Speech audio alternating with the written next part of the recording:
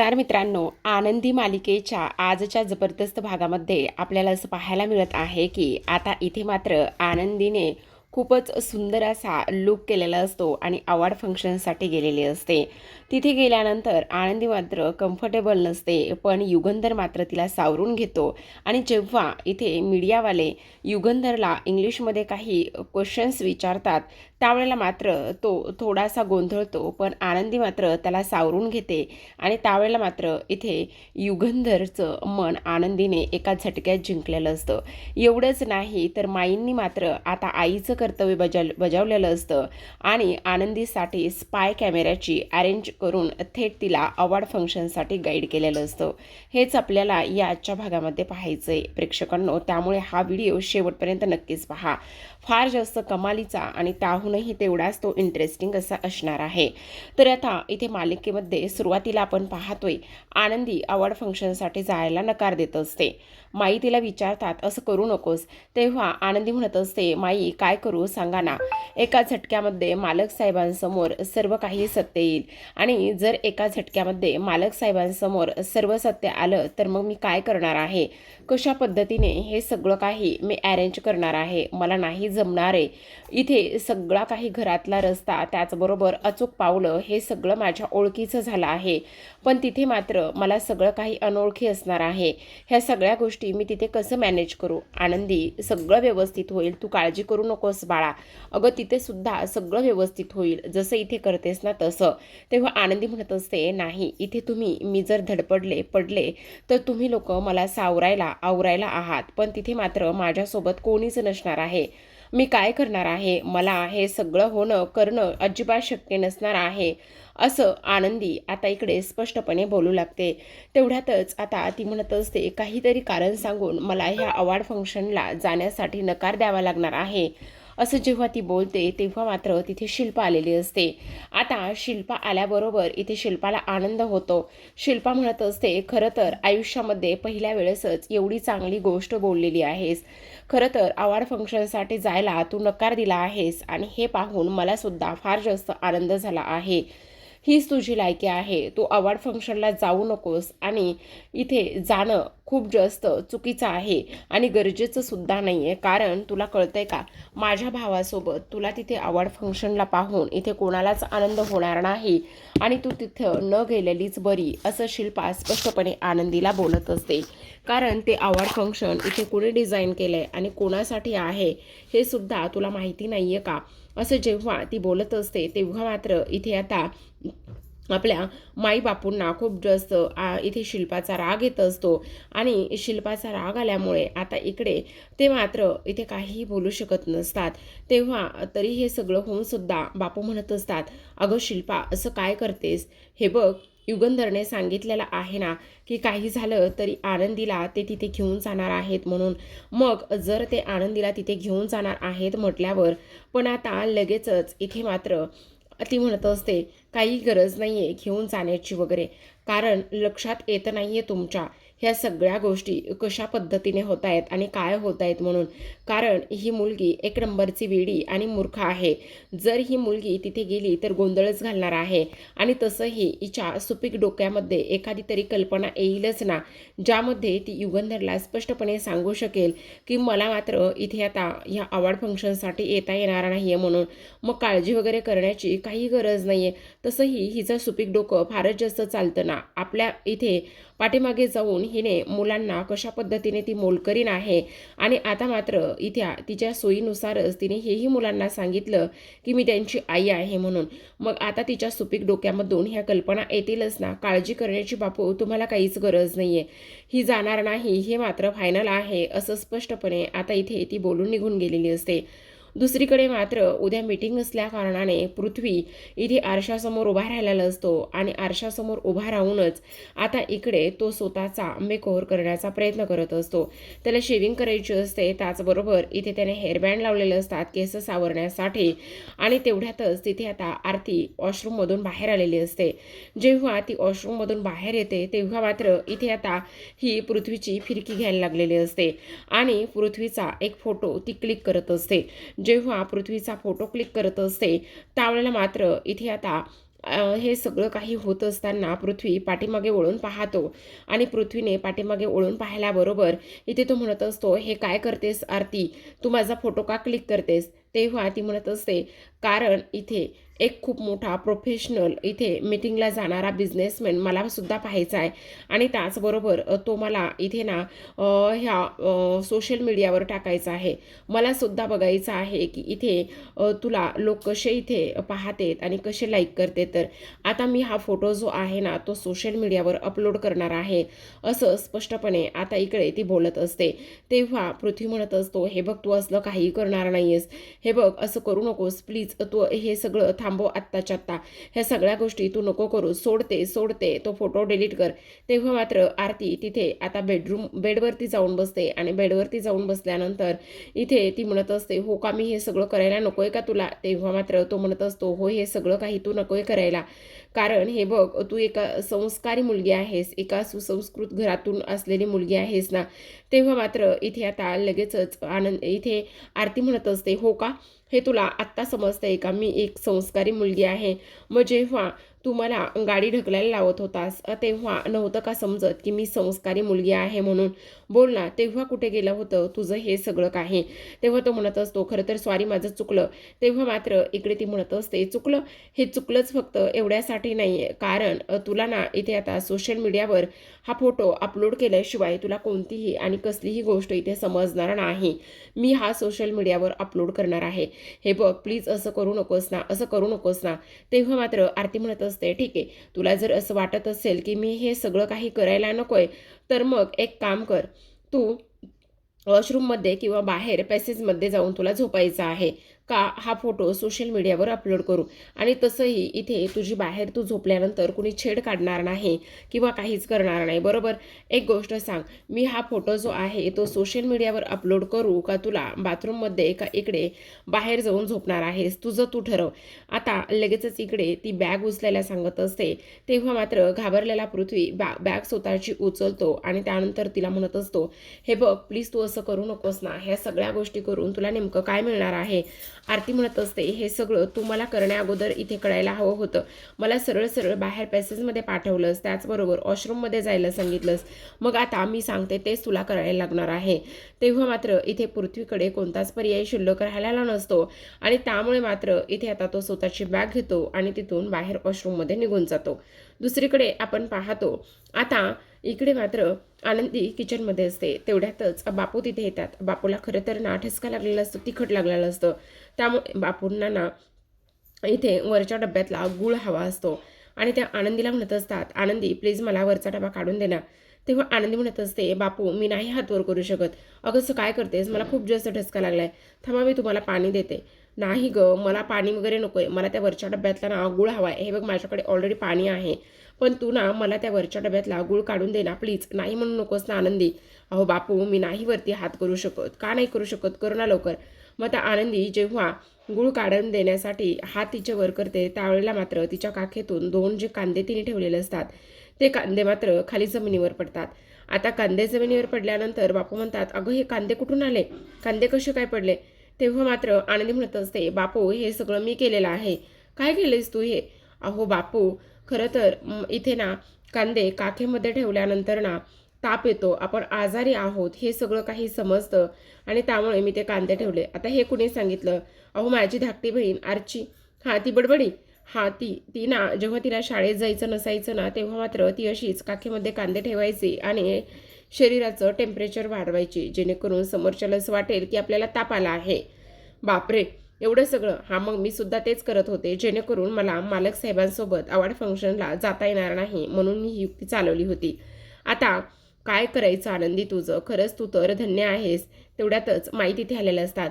आता माई तिथे आल्याबरोबर माई म्हणत असतात, हे असलं तुला काही करायची गरज नाही आहे.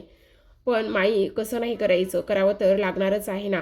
अगं ही माई असताना ह्या सगळ्या गोष्टी करण्याची तुला काय गरज आहे? हे बघ मी इथे तुझ्यासाठी काय घेऊन आली, काय घेऊन आलात? अगं आत्ता एवढा एंटरटेनमेंटचा जमाना असताना तुला घाबरायची वगैरे काय गरज आहे? म्हणजे माई तुम्ही सोशल मीडियावर आहात का?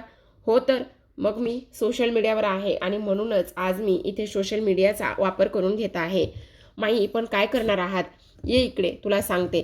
असं म्हटल्याबरोबर माई मात्र आता लगेचच इकडे आनंदीला समोर उभे करत असतात. तेव्हा बापूसुद्धा म्हणत असतात, अगं काय करणार आहेस ते तरी तू मला सांगणार आहेस की नाही. आता लगेचच दारावरची बेल वाजते आणि माई म्हणत असतात, जे करणार आहे ना ते दारावर आलेलं आहे. दुसऱ्या बाजूला मात्र विद्याधरने जे लेटर चेंज केलेलं असतं ते लेटर आता इथे तो वाचत असतो. तेवढ्यातच धनश्री तिथे आलेली असते. धनश्रीने विद्याधरसाठी मस्त अशी मटका बिर्याणी घेऊन आलेली असते.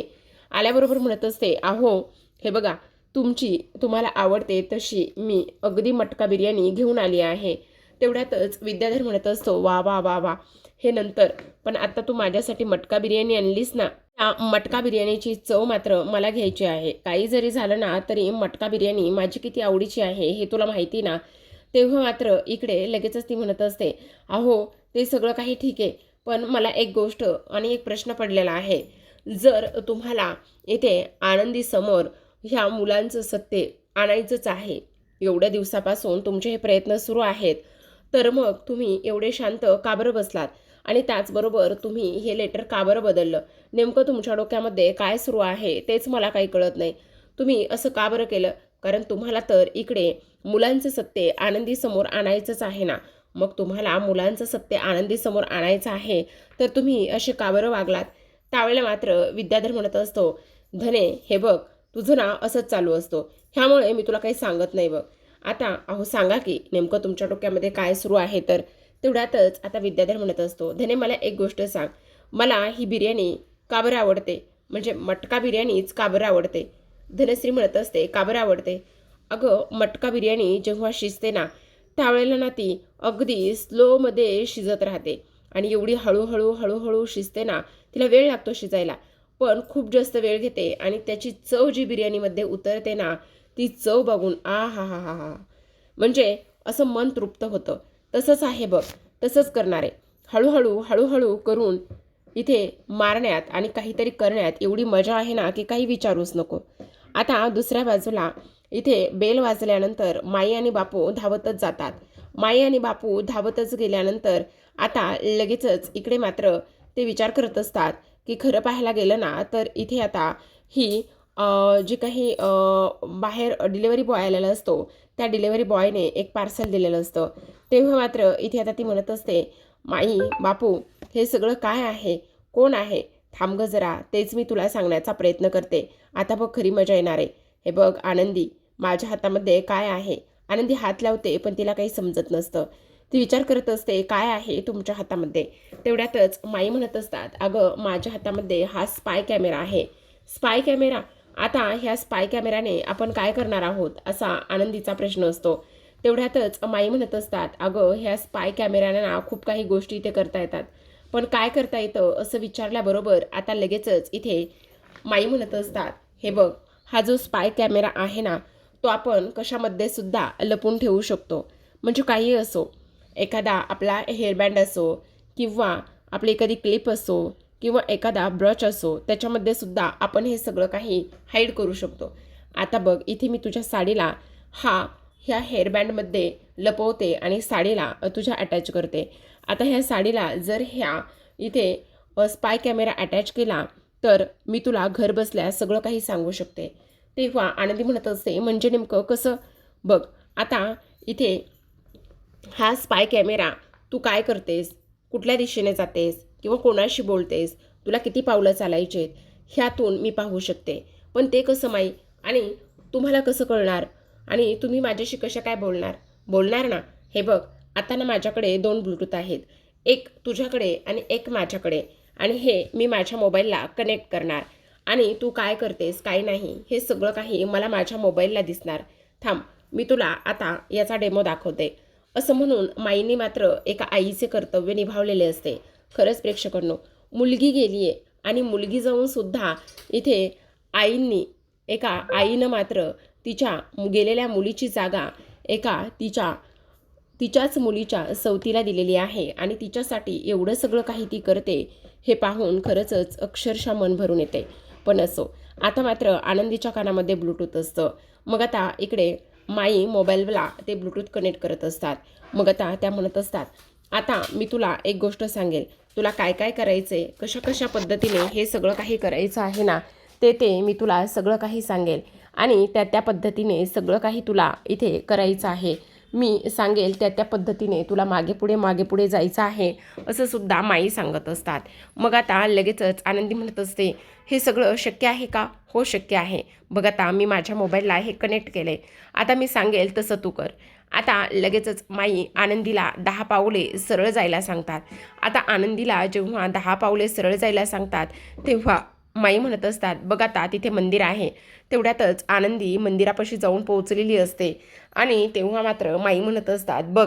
तेव्हा आनंदी म्हणत असते, वा माई, हे तर खरंच किती कमालीचं आहे. म्हणजे हे सगळं पाहून मला तर फार जास्त आनंद झालाय. बापरे, कसलं सुंदर आहे ना हे सगळं. असं म्हटल्याबरोबर आता लगेचच माई पुन्हा तिच्या पाठमोऱ्या उभ्या राहतात आणि त्यानंतर पुन्हा 8 पावलं चालायला सांगतात. आनंदी मात्र पुन्हा एकदा 8 पावले चालतच तशीच पुढे येत असते. जेव्हा आनंदी 8 पावलं चालत पुढे येते तेव्हा मात्र इथे ती माईजवळ येऊन पोहोचलेली असते आणि माईजवळ येऊन पोहोचल्यानंतर आता लगेचच माई म्हणत असतात, बघितलंस, आत्ता तू माझ्यापर्यंत येऊन पोहोचली आहेस. असं म्हणून आनंदीला मात्र इथे फारच जास्त आनंद झालेला असतो. तेवढ्यातच बापू म्हणत असतात, वा वा वा वा, आज तर इथे तू कमालच केलीस. खरं सांगू का, तुझ्या ह्या वागण्यामुळे आणि हे सगळं काही करण्यामुळे ना इथे मी तर तुझ्या पुन्हा एकदा नव्याने प्रेमात पडलो आहे, असं बापू माईला म्हणत असतात. आता इथे मात्र माई आनंदीची प्रॅक्टिस करून घेत असतात. त्या पाठमोऱ्या उभ्या राहिलेल्या असतात आणि पाठमोऱ्या उभ्या राहूनच इथे त्या तिच्याकडून प्रॅक्टिस करून घेत असतात आणि म्हणत असतात, हे बघ, आता मात्र हे सगळं अशा पद्धतीने होणार आहे. तेव्हा मात्र आनंदीला माईचं खूप जास्त कौतुक वाटत असतं. आनंदी विचार करत असते, खरंच माई, तुम्ही ग्रेट आहात. हे सगळं तुम्हाला कसं सुचलं आणि त्याचबरोबर तुम्हाला ह्या सगळ्या गोष्टी सुचल्यामुळे आज मात्र मला फार जास्त आनंद झाला आहे.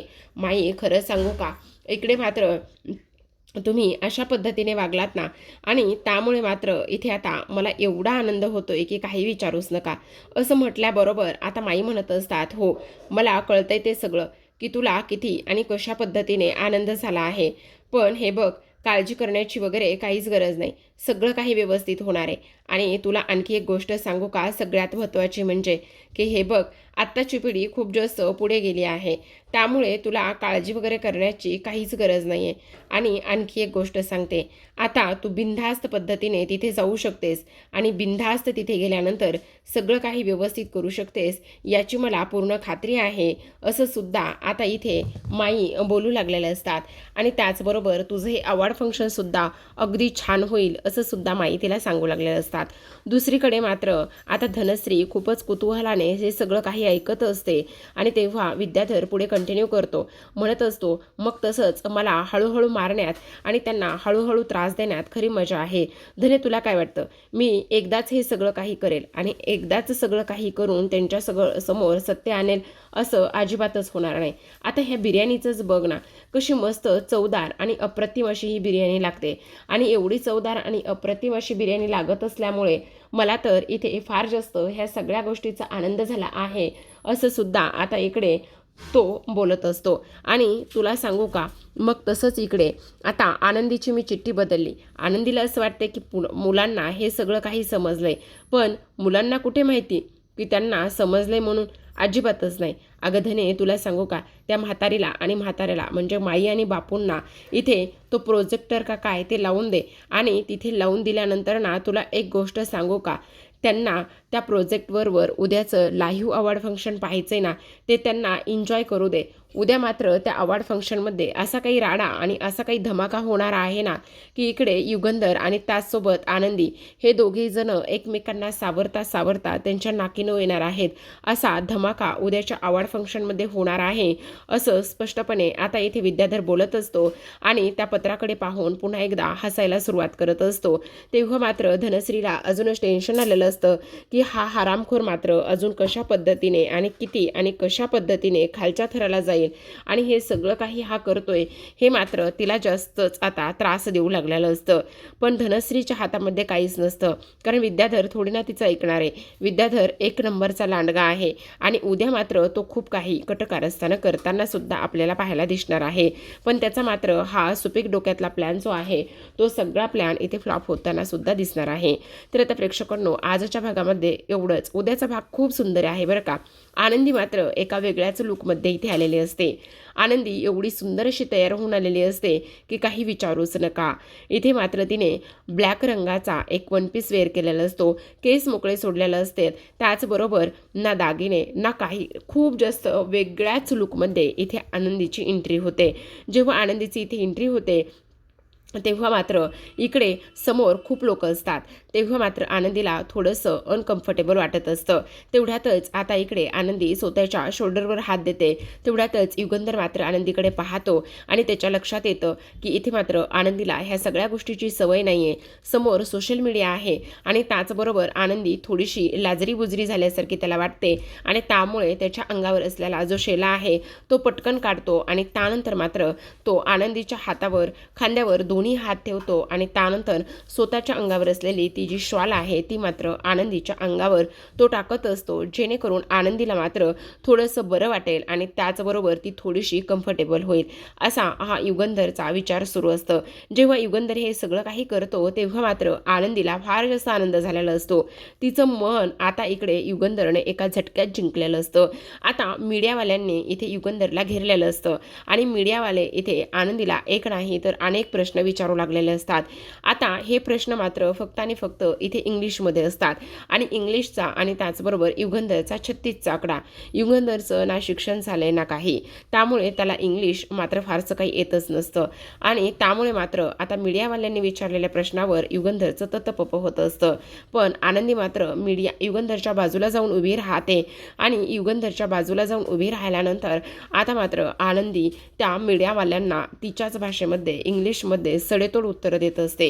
जेव्हा आनंदी मीडियावाल्यांना सडेतोड उत्तरं देते त्यावेळेला मात्र युगंधर हा आनंदीकडे पाहतच राहतो. त्याला तर माहिती नसतं की आनंदीचं एवढं शिक्षण झालेलं आहे, ती वेल एज्युकेटेड आहे, त्याचबरोबर तिला इंग्लिश एवढं चांगलं जमतं, ह्या सगळ्या गोष्टी अजिबात त्याला माहिती नसतात. पण आता मात्र हे सत्य युगंधर समोर आलेलं असतं. तर प्रेक्षकांनो, खूपच धमाकेदार असा एपिसोड झाला आहे, त्यामुळे नक्कीच तुम्हाला आवडला असेल अशी आशा आहे. नक्कीच पाहत राहा आनंदी. भेटूयात उद्याच्या धमाकेदार अशा भागामध्ये. तोपर्यंत धन्यवाद.